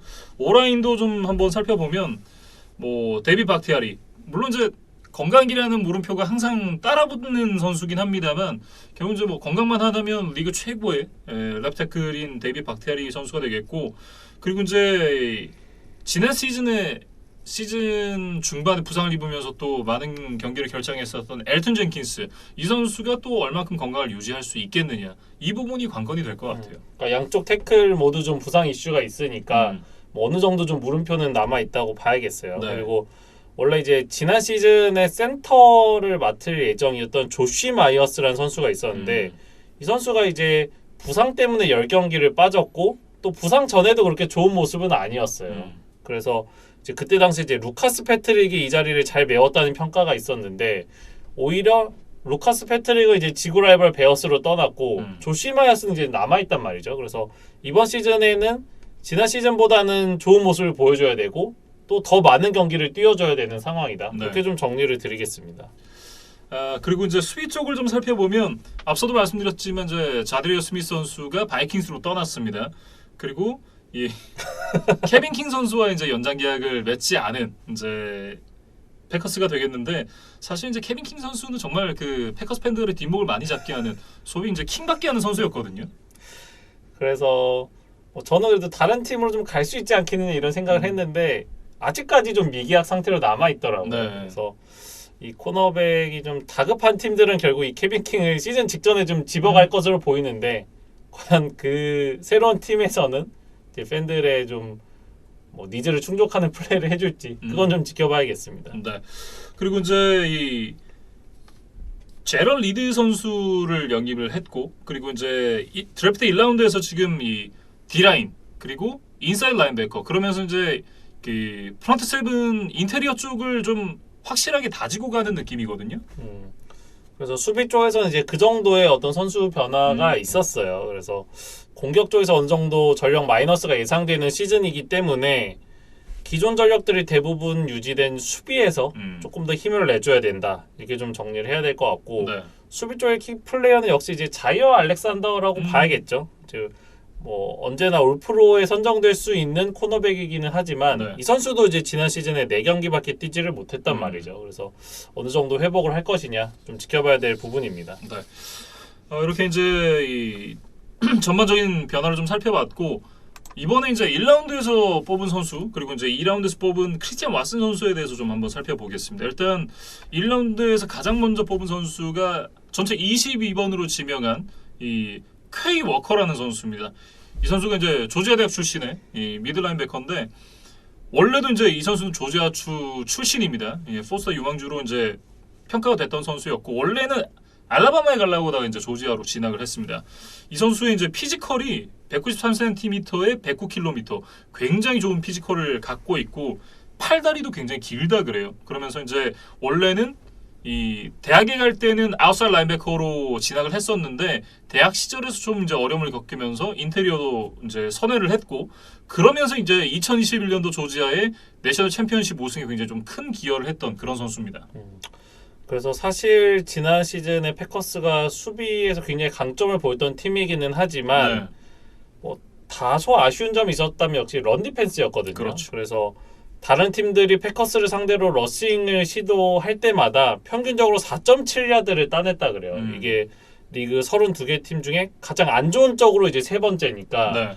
패커스의 런 디펜스는 사실 좋은 점수를 주기는 어려운 시즌이었습니다. 그래서 그 부분에 대한 좀 개선, 이제 문제 해결을 위해서 이제 가장 이제 높은 픽을 이 인사이드 라인베커에 투자를 했다 이렇게 네. 좀 평가를 해야 될 것 같고 사실 패커스는 이제 최근에 이 인사이드 라인베커 포지션에 대한 투자를 굉장히 좀 인색하게 했던 팀 중 하나였어요. 그래서 저희가 몇 년 전에도 그 전 시즌에 그 태클 왕이었던 블레이크 마르티네스를 잡지 않고 그냥 FA로 자이언츠로 떠나보내는 이런 선택을 한 거에 대해서도 저희가 좀 흥미롭게 이야기를 했었던 바 있었는데 네. 최근에 이제 디본드레 캠벨을 영입해서 좋은 성과를 낸 이후로 그리고 이제 또 런 디펜스 지표가 안 좋아진 이후로 이제 조금 생각을 바꾼 것 같아요. 네. 그래서 이 퀘이 워커도 그 어떤 뭐 프런트진의 어떤 생각의 변화에서 이제 선택한 좀 픽이라고 봐야 될 것 같습니다. 네. 이 선수가 이제 특히나 런 디펜스 상황에서 상대의 움직임에 반응하는 능력이 뛰어나다. 뭐 이런 평가를 받고 있고 긴 리치로 이제 수비에서 우위를 가지고 간다. 그리고 이제 시야가 뛰어나고 운동 능력이 굉장히 좋다라는 그런 평가들을 받고 있는데 다만 이 선수가 이제 대학 와서 4년 차를 맞기 전까지 선발로 뛴 경험이 거의 없습니다. 선발로 뛴 경기가 이 주니어 시즌에 2경기밖에 없었고 그리고 이제 이 스텝도 많이 받지 못했어요. 그런 부분 때문에 이 선수가 1라운드에서 뽑히긴 했습니다만 프로 무대에서 이 곧바로 적응을 할 수 있을 것인가 이 부분에 대한 우려는 분명히 있는 선수입니다. 그리고 앞서 지적해 주셨듯이 대학에 입학한 이후에 포지션을 바꿨기 때문에 인사이드 라인베커라는 위치에서 경기 경험 자체가 좀 적다고 봐야겠어요. 예. 그래서 이거를 프로 무대에서 얼마나 뭐 문제점 없이 바로 적응할 수 있을지는 좀 지켜봐야 되는 상황이고 역시 패커스 입장에서도 이제 가장 큰 위협이 되는 라이벌은 바이킹스잖아요. 그렇죠. 그래서 바이킹스의 델빈 쿡을 좀 잘 막아줘야 된다. 이런 이야기를 좀 드려야겠습니다. 네. 이렇게 이제 1라운드 전체 22번에 뽑혔던 퀘이 워커 선수에 대해서 좀 살펴봤고 그 다음은 이제 1라운드 전체 28번으로 지명한 디반테 와이어 선수입니다. 이 선수 역시도 이제 조지아 출신의 이 디펜시브 태클이 되겠는데 이 선수가 대학 진학할 때만 하더라도 디펜시브 태클 포지션에서 전체 17위 정도로 평가를 받던 선수였는데 이 선수가 프로 드래프트를 앞두고는 뭐 거의 이제 최상위권에 올라선 그런 선수가 됐습니다. 그래서 결과적으로 이제 조던 데이비스에 이어서 두 번째로 뽑힌 디펜시브 태클 선수가 됐어요. 이 선수는 이제 스피드의 강점이 있는 선수인데 고등학교 시절부터 이미 이제 100m 달리기가 11초 언더로 끊었다 그래요. 그러면서 이제 굉장히 빠른 스피드를 갖고 있었고 원래 이제 조지아 대학에 이제 입학 제안을 받았었는데 성적이 좀 문제가 돼서 그리고 이제 커뮤니티 칼리지를 거쳐가지고 조지아로 오게 됐다고 해요. 그러니까 이 선수의 피지컬을 살펴보면 191cm의 키, 138kg의 몸무게. 근데 이 몸무게에 어울리지 않는 4.77의 40야드 대시 기록을 갖고 있어요. 미친 스피드를 갖고 있습니다. 저보다 훨씬 빠를 것 같은데요. 어쨌든 이 스피드를 간 바탕으로 이제 운동 능력이 굉장히 뛰어나다라는 평가를 받고 있고 그 강점을 바탕으로 갭을 메우는 능력도 굉장히 뛰어나다. 뭐 이런 얘기들이 있습니다. 그러니까 이 선수도 결국 런 디펜스 쪽에 조금 더 기여할 수 있는 뭐 선수가 아니겠느냐 그런 기대를 좀 해야겠어요. 네. 뭐 유연성, 밸런스 이런 부분도 다 뛰어나다라는 평가를 받고 있고 다만 그 인테리어에서 이제 플레이메이킹을 할 수 있는 능력, 이제 소위 말하는 뭐 색이라든지 뭐 이런 그 스탯을 기록할 수 있을 만큼의 어떤 폭발력은 조금 부족하다. 뭐 이런 얘기들이 있더라고요.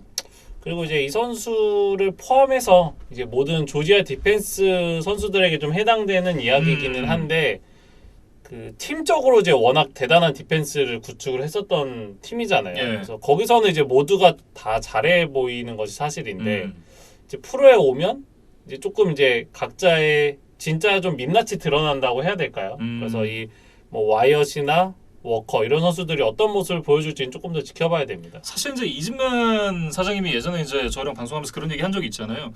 이 강한 팀에서 특히나 우승을 만들어낸 팀에서 이 드래프트를 받아서 이렇게 오게 되면 그 중에 하나는 우산을 쓴 선수가 존재할 가능성이 높다. 모든 선수가 다 잘할 수도 있지만 그 중에는 이제 좋은 우산을 쓰고 이제 경기를 했기 때문에 좋은 스탯을 기록한 선수들이 있을 가능성이 높다라는 얘기를 해줬던 적이 있는데 저는 올해 조지아 출신의 선수들 굉장히 많이 뽑혔잖아요. 그렇기 때문에 그 중에 한둘은 버스트가 나올 가능성이 있다. 좀 그런 생각을 갖고 있습니다.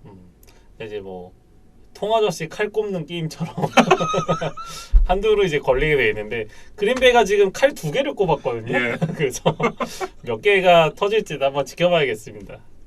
네.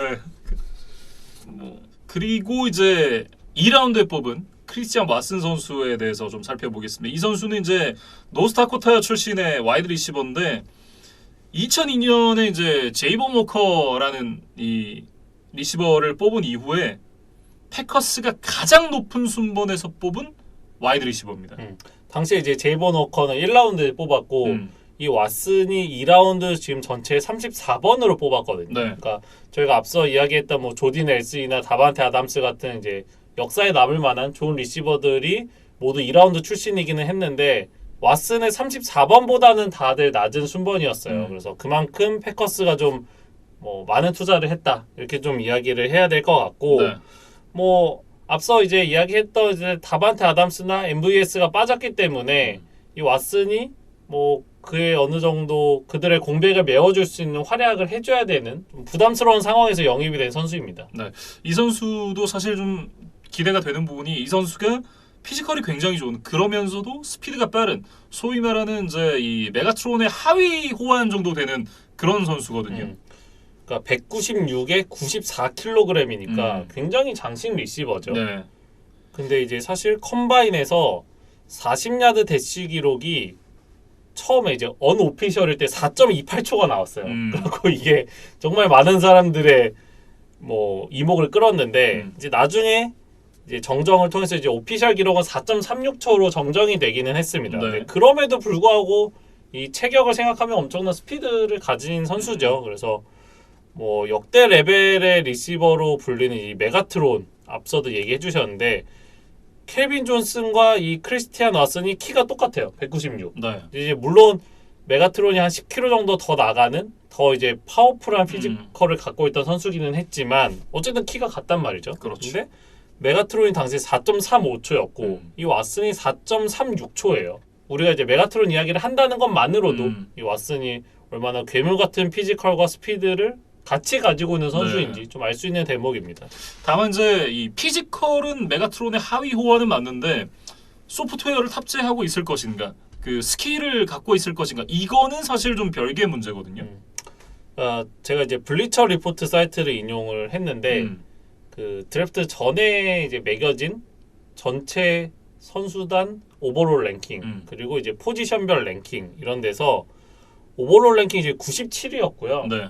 와이드 리시버 기준으로는 15위 정도, 그러니까 한 3라운드 정도에 어울리는 선수라는 평가였어요. 네. 물론 그게 뭐 정답은 아니고, 예, 뭐 팬들에 따라서 그다음에 나중에 이제 이 선수의 커리어에 따라서는 이제 뭐 분명히 평가가 달라지기는 하겠으나 어쨌든 이런 조금 이제 가진 거에 비해서는 좀 좋지 않은 평가를 받은 이유는 또 분명히 있다. 이렇게 네. 좀 지적은 해야겠어요. 이 선수가 이제 드랍 이슈 그리고 이제 볼 스킬에 대한 이슈가 사실 있는 선수인데 거기다가 이제 이 자신의 사이즈를 제대로 활용하지 못한다라는 좀 치명적인 마이너스 평가가 있거든요.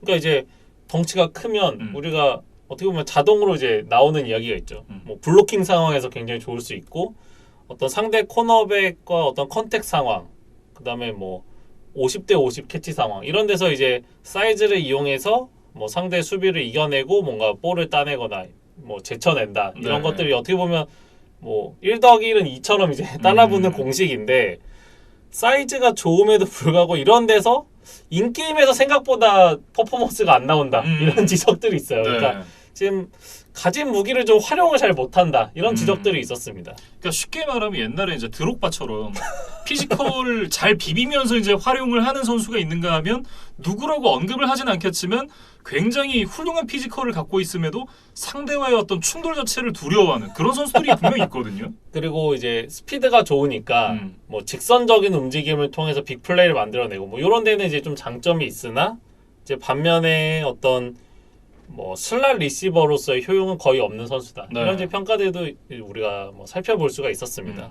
물론 이제 팀의 스킴 자체가 러싱의 비중이 좀 높다라는 점은 감안을 해야 되겠습니다만 그래도 이 선수가 뽑힌 순위 그리고 이 노스다코타라는 팀이 속한 이 디비전 자체가 2부 리그임을 생각을 해보면 이 성적은 글쎄요 라는 말이 안 나올 수 없는 성적이거든요.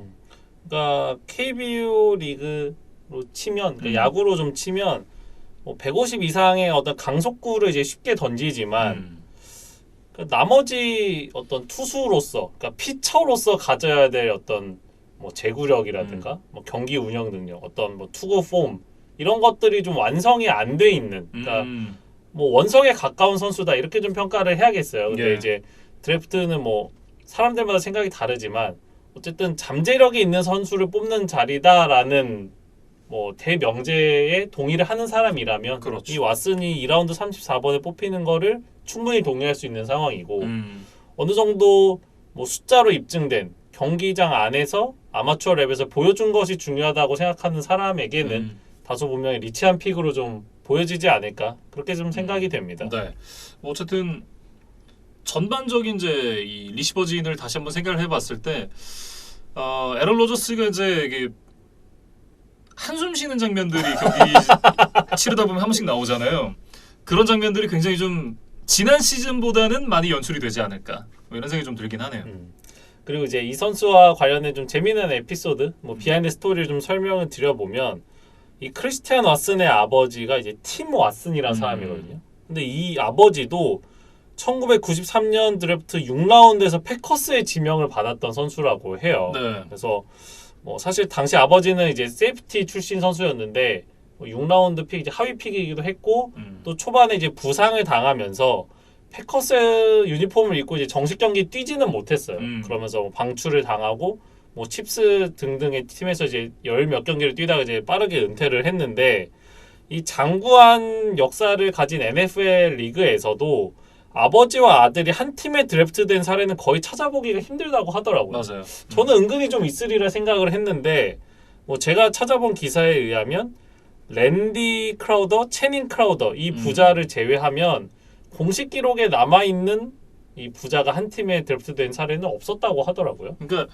이게 부자가 NFL에 드래프트를 받는 건 좀 흔한 일이긴 하지만 같은 팀에 드래프트를 받긴 사실 쉽지 않죠. 또 워낙 팀이 많고 네. 이제 그러다 보니까 그래서 이제 아버지는 뭐 지명은 받았으나 결과적으로 패커스에서 이제 족적을 남기지 못하고 사실 떠났습니다. 근데 이제 아들은 그보다 더 높은 순번에서 더 많은 기회를 보장받을 것으로 이제 예상이 되기 때문에 아버지가 좀 못 이룬 꿈을 좀 대신 이뤄줄 수 있을지 좀 이번 시즌 지켜보는 포인트가 될 것 같아요. 네, 이렇게 이제 그린베이 패커스까지 NFC 북부지구 네 팀 살펴봤습니다. 전반적으로 다시 한번 정리를 해보면 결국은 이제 저희가 얘기했던 부분, 뭐 누가 최하위가 될지는 모르겠습니다만 베어스와 라이언스가 좀 경쟁을 하게 되지 않을까라는 생각이 들고, 그리고 이제 바이킹스, 패커스 뭐 이런 순으로 결국 되지 않을까. 뭐 이렇게 좀 정리를 해볼까요? 그런데 이제 지난 시즌에 비해서 1, 2위의 간극, 3, 4위의 간극이 좀 좁아졌다는 느낌이 좀 들어요. 네. 그래서 혹은 뒤집힐 수도 있겠다라는 생각이 들기도 하거든요. 그래서 과연 이 NFC 북부지구가 어떤 뭐 판도로 흘러갈지 이번 시즌 좀 재밌게 지켜봐 주시기 바랍니다. 네, 저희는 다음 주에 AFC 북부지구 네 팀으로 돌아오겠습니다.